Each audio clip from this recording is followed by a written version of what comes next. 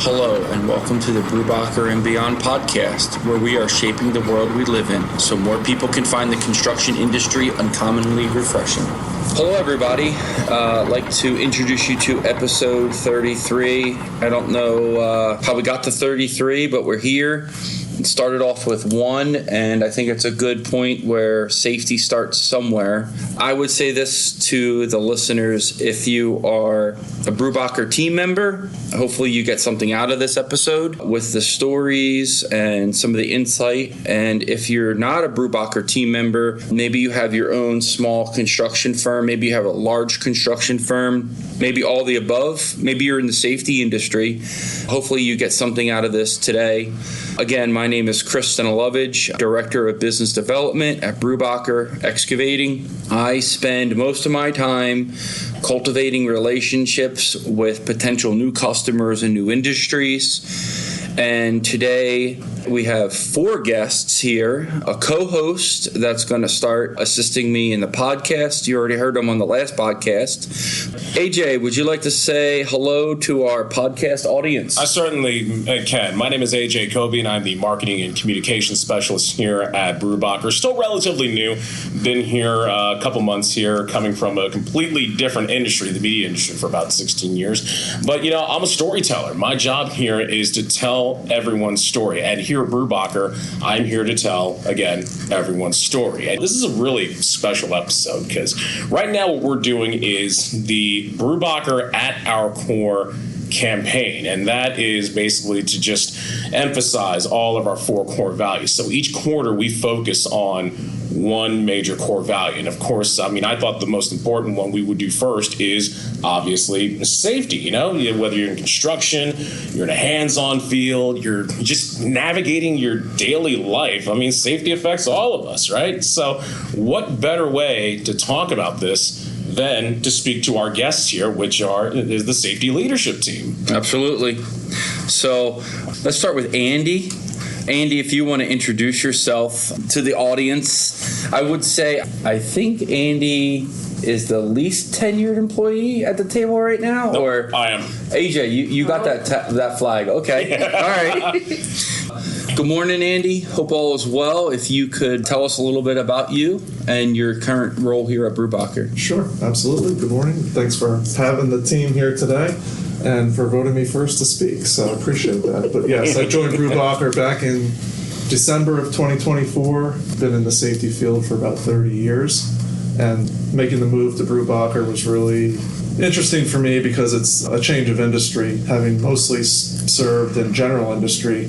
And for those that are in the safety field, probably recognize that term, but general industry basically meaning anything not construction. So manufacturing, warehousing, transportation, those sort of fields is really where I've spent most of my career, but was looking for a change, looking for a good cultural fit.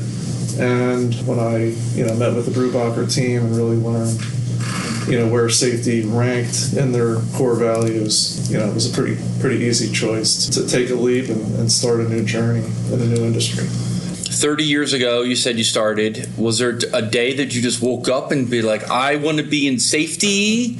Or how did you get into the safety industry? That's a good question. No, I did not wake up or ever aspire to be a safety professional. My dad was an electrician. I aspired to be an electrician. Okay. He aspired for me not to be an electrician and said, you're going to college. And that was just one of their goals for my parents, was to send their kids to college. So I was the first one in our family to go. And I did not know what I wanted to do. Professional football pretty quickly faded from the opportunity list. I was about 6 inches and 50 pounds too short for that. But yeah, I didn't know what I wanted to do at all. I was pretty sound academically, so I had plenty of options, but I had no idea what I wanted to do. The only thing I knew for sure is I didn't want to sit at a desk constantly. Like, I needed to do something. So things like accounting and things that you typically equate to sitting at a desk were of no interest to me. And interestingly enough, my cousin went to Millersville University and was a very similar, we grew up together like brothers. He had switched majors about 5 times, not really figuring out what he wanted to do, and ended up in the safety field. He said, hey, it's not bad. Why don't you give it a shot? So I went into Millersville, declared as a safety and health major from day one, and it was really interesting, and I liked it, enjoyed it. The studies, I would say, don't really prepare you for being in the industry all that much. I think you could probably say that about a lot of college degrees. You learn a lot of stuff, and it's helpful. But really, communication and managing personalities are really the two biggest things that you do in this industry. How to give feedback and things like that. Those are the most challenging parts of this industry. Anybody can learn the OSHA regulations, but it's really navigating personalities and influence that I find to be the most important and challenging things in this field. Yeah, thank you for that. I would say, though, how would you describe yourself How would I describe myself to the audience? Wow, I would love to hear Melissa and Mike describe. Are you sure? But I think I'm a pretty genuine person. I care about people, and I think that's one of the reasons I've been able to stay in the field and be, in my eyes, fairly successful and still looking to get better, because I really do just care about the well-being of other people. I want to see them succeed. Again, growing up, my dad was an electrician, so I remember him coming home from work, dirty and tired. And my mom was a hairdresser and worked really hard as well. So I just value hard work, and there's value in every kind of work out there, whether you're mopping a floor or you're a skilled tradesman or you're an executive in a company. It all takes hard work. But the people that are in the most safety-sensitive positions, I think, need people to advocate for them, because they often feel like they might not have a voice. They're out there, they're the ones on the front lines, and might not feel like they have as much control over their day-to-day exposure in the workplace. And I think that's where safety can kind of step in and advocate for them. And I think that's one of the things that I hope to be able to continue to do here, because Brubacher already has a well-established safety culture, but I think there's still opportunities for everybody to look at safety as their support, as their advocate, as opposed to the group that tells them what to do or that enforces rules. I mean, of course, there's always a balance between the two, but again, I guess I got a little off track there. But what kind of person am I? I would hope fairly easy to get along with, passionate, truthful, try and tell it like it is, with being direct but not in an autocratic way. Yeah, I think safety is one of those things. There's black and white rules and regulations, and then there's that gray. Which seems to be about 90% of it. Yeah, exactly. So our next guest, Melissa Horner, been at Brubacher for some time now. I'll let her take the thunder of the background.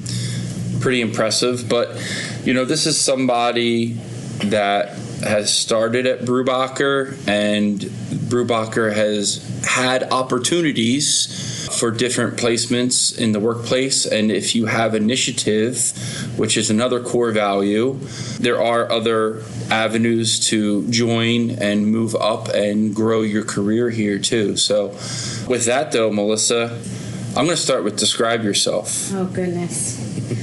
Hi, thanks for having me. So to describe myself, I'm loud. I wear my heart on my sleeve. If I'm excited about something, you're going to know about it. If I'm mad about something, you're going to know about it.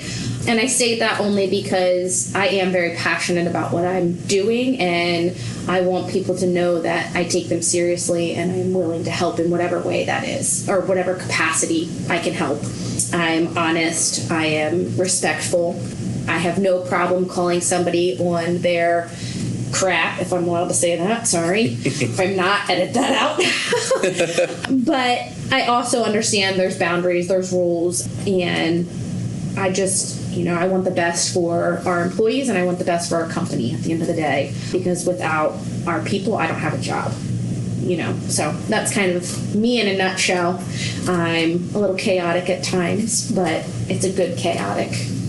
Yeah. Yeah. So, but let's go back real quick. So just give me your history. You started in 2007? Yeah. So I pretty much grew up in the industry. My dad, my grandfather, my brother, my sister all worked here at one point. And ever since I was little, I was surrounded by construction. My dad worked here literally since I was born. And I went to college and I hated it. I absolutely hated it. Didn't know what I wanted to be there. Kind of like Andy said, I had no idea why I wanted to go to college. I wanted to play softball. That's why I went to college. And decided, that's a good reason. It is, but at the end of the day, I didn't know what I wanted to do, and I didn't want to just be at school. So over the summer, my dad called and said, "Hey, Brubacher's is hiring. What do you think?" So I was like, well, all right, I need a job, so let's try it out. So I actually got hired as an off-road truck driver. So I ran haul trucks for us, and that was awesome. Because my sister was with me, we both got hired at the same time, so we got put on the same job together. We got to work together, which was really cool. And it was hard coming into the industry with no experience at all. But our guys are great, and they helped me to get where I am today. So I started off truck driver, and then things kind of got slow with the recession. And then I kind of bounced over to our utilities crew, and I ran with our vac truck for probably about 2.5 years. And then unfortunately, I ended up hurting my back. And I got put on light duty. And while I was on light duty, thankfully our company offers that, I was able to help out in our safety department and kind of get to see the behind the scenes factor with safety that I didn't have firsthand. Because when I first started safety, yes, it was a core value, but it wasn't where it is today.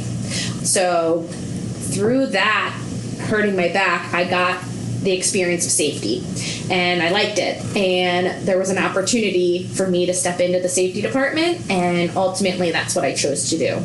And I've been in this role now for this will be 13 years that I've been in the safety role.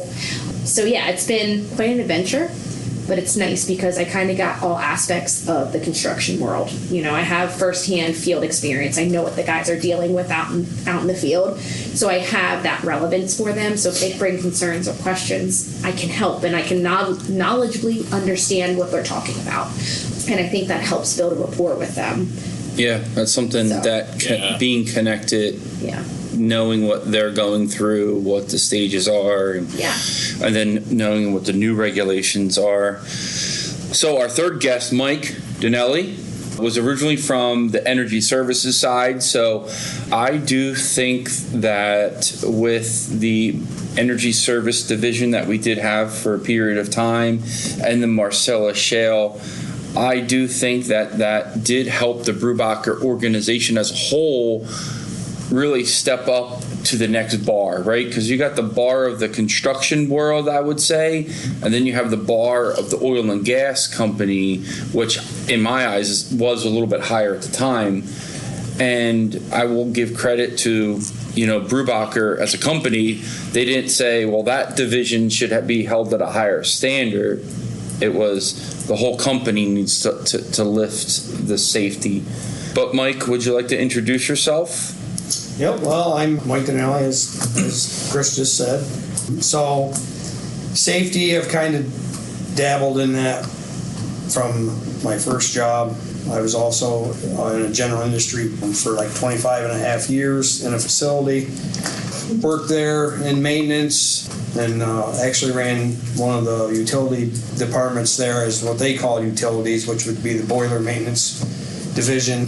So not only did we have the safety of our employees, but also the safety of the crews that were working inside the boilers.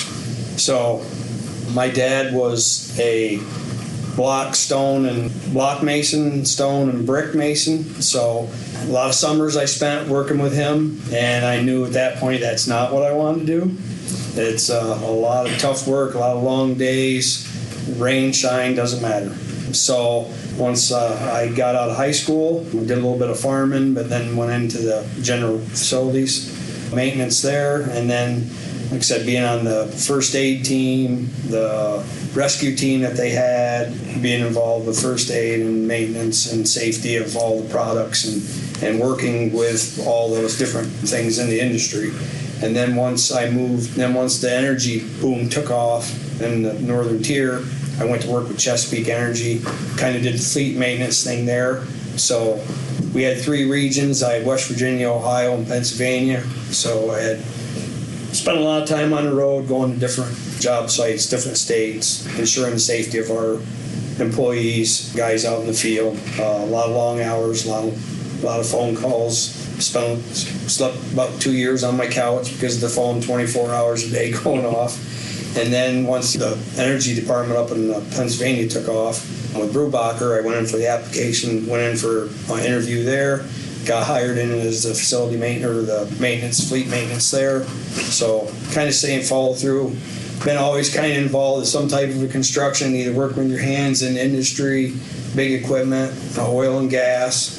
So I think I had a pretty good rounding of all the different sides of safety and watching out for your employees, making sure your employees are well taken care of. And I think that's probably once they decided to shut down the Northern Division, they had this job open up, and I had a couple individuals approach me about coming in and staying on and taking this job. So I had to go through a pretty rigorous application through an interview with Melissa. So I got run through the ringer there. I guess I passed because here I am. But just the whole core value of what Brubacher followed, like what you were saying, meeting industry standards like with the energy products. A lot of people think with the energy, with the oil and gas, it's all cowboy, get her done, this, that. But there's a lot of stipulations, a lot of things that need to be followed, certain testings and things that have to be followed, taken care of every year. But then coming down here, being out in the field, it's like Melissa said, just having that rapport with the guys. So you're really out there getting their feedback of what they're seeing, what they want, they'd like to see done, different things, ideas that they have, bringing them back to the safety team, and then trying to get them processed, and hopefully we can get them added to the program, and it's a win-win for everybody, I think. Yeah. So one of the things is the mindset and responsibilities. Melissa, can you touch upon what's the mindset nowadays to the mindset back in the day? And really, how do you think the industry has changed? So I think everybody had safety in the back of their mind when I first started. Like, yeah, we know we need to be safe because we have a job to do, but no one really understood the repercussions of if they weren't safe. For example, we didn't wear gloves. It wasn't mandatory. Safety glasses weren't mandatory. Things like that I look at now that are mandatory are gloves, are glasses, high vis. You could wear any color shirt out on the job site as long as you were on the roadway. And I know that kind of seems really simple, but if you have somebody wearing a beige colored shirt on a construction site that's all dirt, guess what color dirt is, guys? It's brown and beige. You blend in. You're not as visible to your heavy equipment operators. And those machines have so many different blind spots on them that one wrong turn, one misstep, and guess what? Boom. Something bad's happening. So it was there, safety was there, it was talked about, but there wasn't the precedence there is now, and there wasn't the personal ownership. I think everybody kind of did it because that's what they were told to do, whereas now I feel like there's a shift in people wanting to do the right thing, and it's them realizing that, hey, if I don't do this could happen. If I don't wear my safety glasses, I could lose my eye, and I don't want to lose my eye because I have family and friends that are relying on me. And it's really hitting home, I think, for them. It's not safety's responsibility. It's not the leadership team. It's not management's responsibility to make sure that everybody's safe. Yes, we do that, but at the end of the day, it's your own personal responsibility to make sure that you're safe and that you're watching out for one another. And I think that it's just been such a shift from a top-down approach to a ground-up, everybody's involved approach, and just being able to provide those resources to the guys and know that if they need glasses, they need gloves, we have it. We're here to support them and make sure that they have everything they need to do their job safely and efficiently, because injuries take time away from the day. It slows production down. It's a matter of fact. And it only takes a second for something bad to happen, but it also only takes a second to do the right thing. Yeah. So habits for safety or forming habits for safety. Andy, if you can touch upon safety in everyday life. You've been in different industries, right? So I'm sure habits from one industry can be transferred into another industry. But what are those consistent habits that you wish people paid more attention to or developed? I think in every industry it comes down to situational awareness. And it's probably an overused term in the industry, but at the same time, I don't think it's misplaced. I think it's true. I think the challenge really is getting people to understand truly what it is, how they can manage it, and how they can control it. So for those that might not be familiar with the term, it's basically just being aware of what's going on around you, the science of paying attention. And, we're all humans. Humans make mistakes. I always say when we're doing training and talking about certain types of things, there's nobody in the room that has never tripped, slipped, or fallen on something. We make errors. We're imperfect. So, when it comes to developing good habits, I think learning how to maintain situational awareness is key, because the lack of that puts you in a position where you might be in a pinch point. And again, I think back to other industries. The last industry I was in, we also do here, which is a lot of truck maintenance. We have a shop here where our mechanics take care of our fleet, and many injuries occurred when technicians were putting a lot of pressure on a tool. The tool would slip or something would break, and the next thing you know, that tool is now pinching their fingers against two fixed objects, or coming back towards their face against their teeth or their mouth. So again, it's just knowing where to put your body, knowing what's going on around you. On a construction site, maintaining eye contact with machine operators, always watching where your next step is, because you never know where there's, a small hole in the ground, or, a clump of dirt or a rock that you could trip over. And again, more often than not, you trip, you fall, you get back up, and you keep going. But it only takes that one time where you land the wrong way or your body reacts a certain way and you've got a significant injury to deal with. So I think people understanding and prioritizing their situational awareness for as much of the workday as possible is the cornerstone habit that everybody does. They might not know they're doing it, but you can't survive on a construction site unless you're doing it. We would have injuries daily, and we don't. Knock on wood, we have a great safety record, but situational awareness is just something we'll always continue to talk about, because it's really the key to daily living, whether you're driving to work or whether you're driving for work or on a construction site. It all kind of comes back to that being locked in and aware of what's going on around you at all times. Yeah, Mike, Andy said something really important here. I think for people in the industry might understand it, but can you describe to our audience what eye contact to an equipment operator is when you walk on site? So as you're walking on the site and you've got multiple pieces of equipment moving, all different directions, you've got to be aware as to where you're at, as like what Andy's saying. But then when the operators are coming around, you need to make sure before there's any advancement to that piece of equipment, that operator sees you. Yeah, and that's usually like if I'm looking at Mike, Mike's looking at me, we both head nod each other. And either a lot of times they may even stop what they're doing. They'll set their bucket down, they'll drop their blade down, whatever, if you want to pass by, and you're just making that visual contact and hand signals, and that way you can proceed through, and then they can go about their business once they know that you're past. Because I'm sure everybody's had that time where somebody that's not in the company, maybe it's Karen next door who thinks that she should come and look what's going on the job site. Yeah. If that ever is you, just please make sure that you have contact with the operator. Yeah. That's something. I think we kind of go above and beyond sometimes to make sure we don't have people wander onto the site. 100%. That's a big thing. It's that simple communication, too, that just makes all the difference. Just the little things that people do every day and just a habit that's formed. Yeah. It's like, all right, I need to make sure that I see that person. I need to make sure that everyone sees the hand signals and that everyone knows where people are at. Yeah. Especially if you're approaching something from behind. You need to make sure you're stepped back. You can kind of take a guess as to what the swing radius is of the machine. So you want to kind of stay back beyond that and make sure that that guy either sees you in his mirrors, or when he turns, you've got plenty of space there and he sees you then. So that's the biggest thing, is approaching something from either the side or the back. Yeah, especially when you're dealing with blind spots in certain machinery. Yep.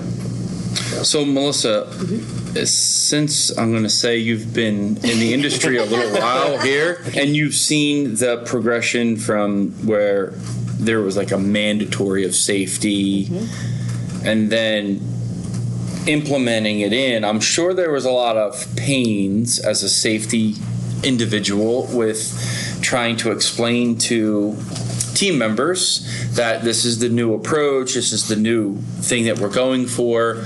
Talk us through some of those pain points, and how did you stay the North Compass with that? Yeah, there's definitely some pains along the way. You're coming with a lot of veteran employees, way more years of experience than I have, right? And just trying to get them to understand that I'm not trying to make your job harder. I'm not trying to make it more difficult, but there's reasons behind why we're implementing stricter PPE, for example, because statistics show injuries, pinch points, eye injuries, high vis, boots, safety toe boots with the higher ankles on them. There's reasons behind why we're enforcing it. And at first, people are like, I've been doing it for years. This is how I've always done it. Well, there's reasons, there's change. We find data, we improve. We're constantly evolving and improving on things. So just because we did something one way before doesn't mean it's the right way to do it. So just staying steadfast and strong and having the courage to stand up to those employees that have more years of experience than me and just say, listen, I understand it might seem like a nuisance right now, but this is what we got to do. Moving forward, this is where our general contractors are going. And if we want to work for these people, we have to start following through with some of the things and some of the different standards. But really, it's just having a rapport with our guys and being able to know and build that trust with them and get them to understand that I truly, genuinely want the best for you. Brubacher wants the best for you, and that's why we're enforcing the stricter rules, because it's not because we don't trust you. It's not because we think that you're doing something wrong. It's just we can do it better.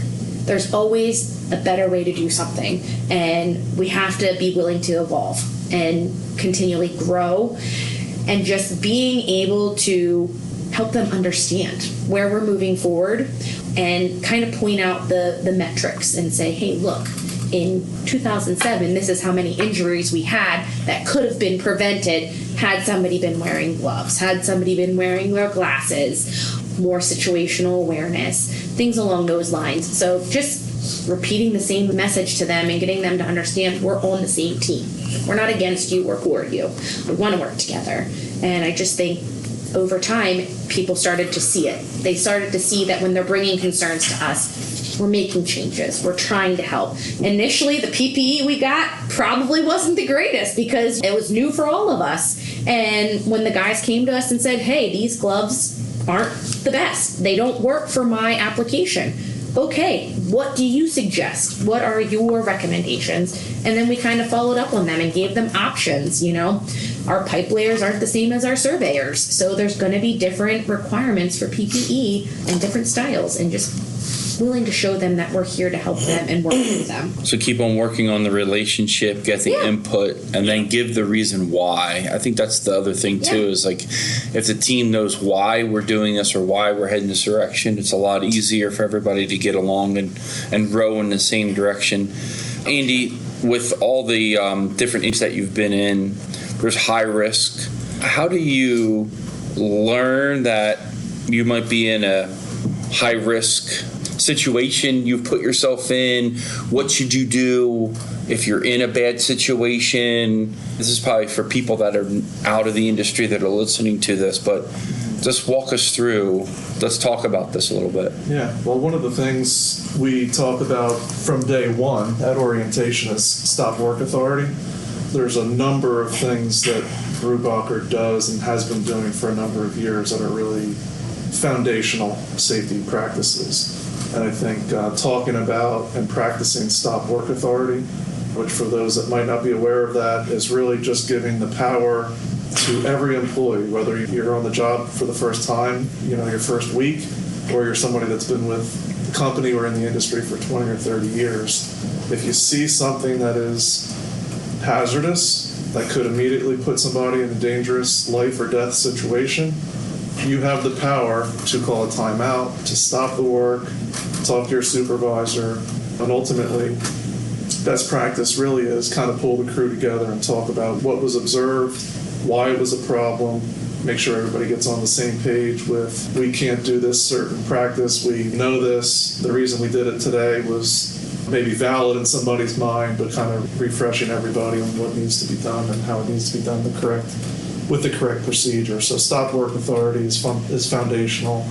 And then again, there's many other things that people throughout the organization do to try and, number one, identify risk before it becomes a danger. I think I heard somebody here at the company talk about the difference between hazardous and dangerous. And I think that was a great discussion. This industry is hazardous, but it doesn't have to be dangerous. And I think that's something I've seen loud and clear during my first several months here, is that people that work for Brubacher understand the dangers.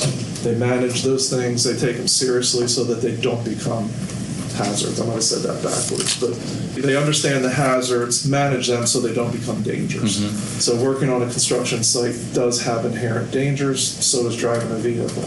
But again, situational awareness, proper procedure, proper PPE, good communication, all those things kind of come together and can kind of keep that hazard at bay as long as we're vested in continuing to do those things. What's the creating, and I'll look for everybody's little input on this, is creating a culture of care. How does it start? Where does it end? I will say I think safety is there's never an end, right? It's a continuous journey. Every day has its new challenges. But I will say I have worked for other companies where safety had to be there. It was a black and white, wear this, wear that, do this. There was no care behind it, right? Riding with Keith and talking about safety, he cares about safety. He cares about our team members riding with other people. I think our first podcast was with Keith and Brad, and we talked about safety. It was something that came up. It is the most important thing that Brubacher has, in my opinion, for its employees. They care about their employees, and that means they care about their safety. How do you foster that caring atmosphere, creating a culture? I mean, this is a higher level instead of PPE and on-the-ground stuff. How do you, in your opinion, create that and keep that growing? Well, I think for me, being the newest to the team, it was really about trying to deal with people a certain way. So spending time on jobs, you can either come across as a police officer and somebody that is there just to enforce and dictate rules, or you can try and educate people along the way. So that's the approach I've tried to take, again, just from a position of concern and care that, I'm here to learn, because it's constantly learning, whether or not you've been in the industry for a short time or for a long time. There's always new things to learn. There's going to be new risks, new pieces of equipment, new work processes, new subcontractors, new environments.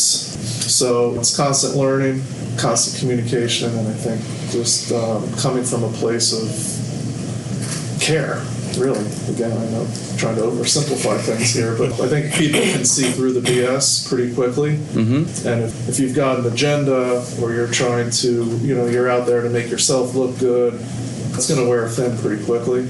But I think if you're out there truly advocating for the safety and health of our people, I think people do come to recognize that. And for some people it's quick, and others it takes a little longer, particularly if there's change involved. But I think if you're consistent and caring, I think over time that just continues to reinforce the culture that we want. So one of the things you said was continuous training. So safety team, right, trains the rest and assists the Brubacher. How do you get training? If we can dive into a little bit of that. Maybe there's a company out there that doesn't have the resources like a Brubacher. How do you get safety training? Yeah, so if you're not getting it from your employer, there's numerous online sources these days that are fairly affordable that you can reach out. I would say vet them out, because some of them are definitely better than others. But there's an endless supply of online training opportunities. You can even earn a college degree online in safety now without a whole lot of prerequisites. So there's plenty of opportunities for virtual education.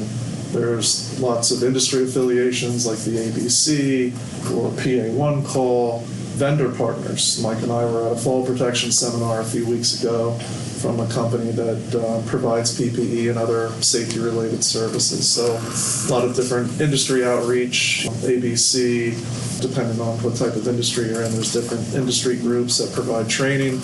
And I would also say that almost every insurance carrier and insurance broker offers some sort of safety support. So for those out there that might not have any direct access to a partner or a consultant that has a lot of experience in safety, I would suggest starting with your insurance company. Check with them. Most of them provide some loss control or risk control support.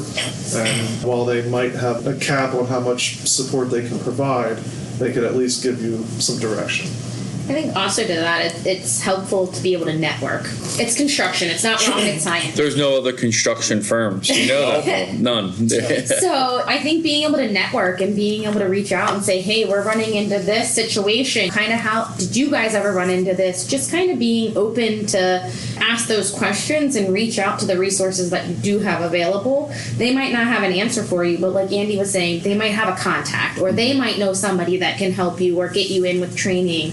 I think everybody, when you talk about safety, has the same understanding and has the same wants and needs for their employees. I think it's just a matter of being able to use your resources and ask for help and network. And that kind of collaboration definitely helps everybody across the board, not just a Brubacher, but literally anybody in the construction industry. And to just have that, to try and expand that culture to everybody would help reduce injuries, definitely reduce deaths, and again, just make this at the forefront of what we do just as an industry. Now, seeing this, just seeing the evolution of safety, and I want to ask you this, Mike. I mean, what advice would you give to somebody coming into the industry about taking ownership of safety?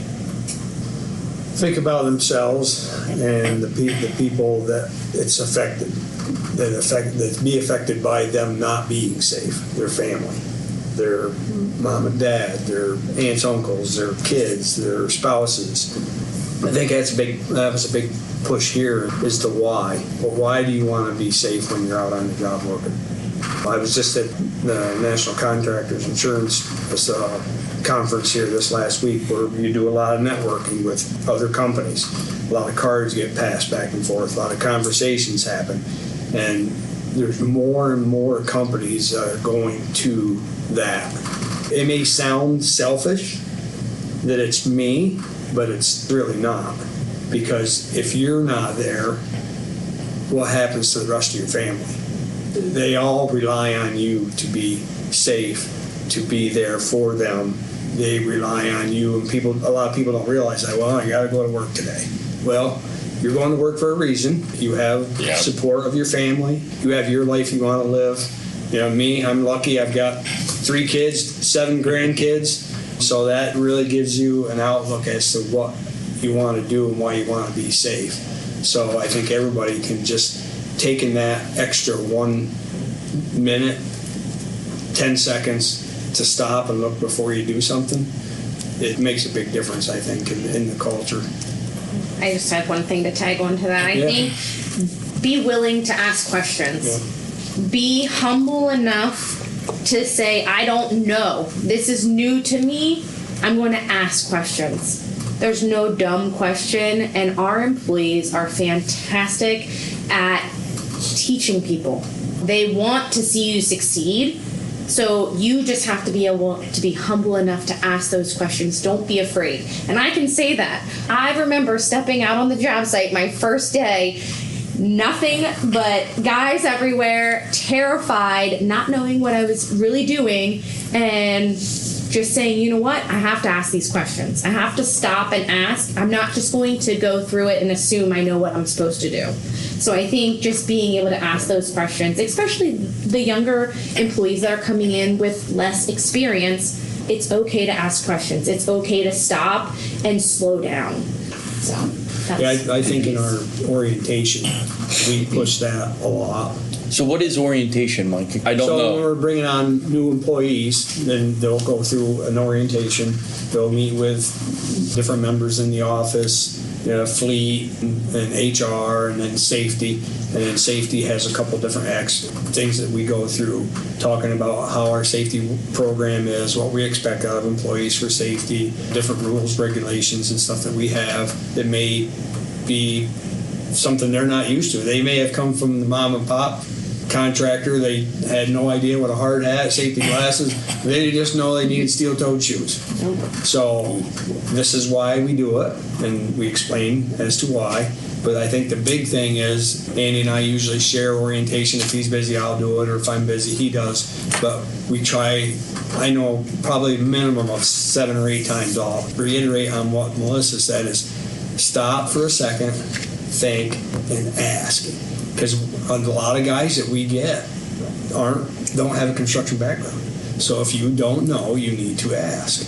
And most of probably all of our supervisors, everybody, they're willing to answer their questions so that they know, because they don't want to see them get hurt either.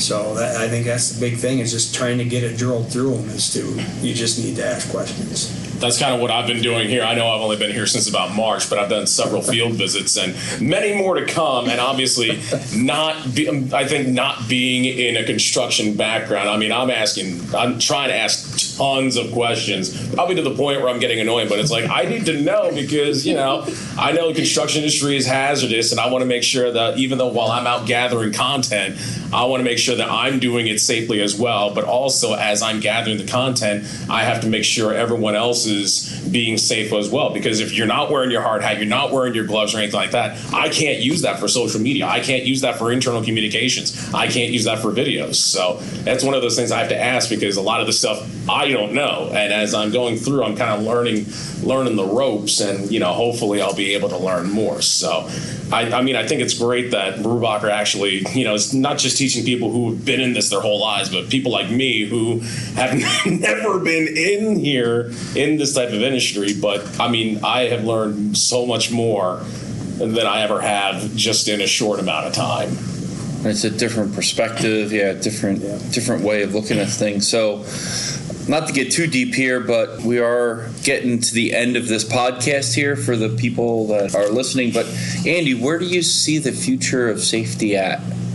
Give us a big, hopefully you're not going to say AI, or maybe you will say something with AI. I think Mike learned a little bit about AI last week. Where, we've definitely been talking about things like where the industry's going, but I think Melissa hit on a couple words when she was talking about, you mentioned evolution, evolve, being humble. I think those are 2 great words, because all you need to do is walk down the hallways here and look at the pictures. There's amazing pictures that litter our hallways of jobs from 20, 30, 40 years ago all the way up to today. And I, again, being newer, still enjoy just stopping sometimes and looking at them. But what you see in those pictures are practices and equipment and personal protective equipment, or the lack thereof, along the way. And it kind of paints a picture of how safety evolves, along with everything else. Like I said, the equipment and the tools needed to do the job. But I think, we continue to just work in a direction of servant leadership, where we try and set a course. And I think Keith does a great job of instilling those values throughout the company. And again, going back to what Mike said at orientation, unless Keith is out of town, he's meeting with every new hire on their first day. And I think that says a lot as well, that a company president would take the time to meet with an individual or a small group of individuals on their first day of employment and spend real time with them, talking about his value system as a man and as a business owner. I think sends a real strong message. So I just see a continued evolution, but I think the foundation is here. I think we just continue to build on it, continue to improve the small things. One of the things that we talk about is sweat the small stuff. Details matter. The difference between a high-vis vest and a dirty high-vis vest could make all the difference in the world. And as just an example of sweating the small stuff. So again, just continuing to elevate people's awareness, educate them, support them, and just serve as a resource for the organizations we continue to grow and evolve is really what we're all about. Yeah, the thing that pops out to my head, if you do walk into our doors, you'll see on the left-hand side a picture of Keith when I think he's like 15 years old, driving a roller.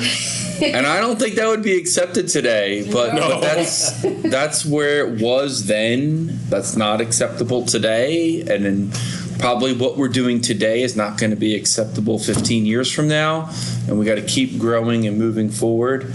And with that, I think we're going to wrap this podcast up and land this plane. But for everybody, I'd like to thank you. I say this: if you like this, let us know. If you don't like it, that's even better. Let us know that you don't like it. If you think you want to be a guest, or if you have a guest that you would like us to interview, we would openly take all that opinions from you and try our best to book that guest. But with that, I will say thank you for your time today, and I look forward to recording episode 34. Have a great day.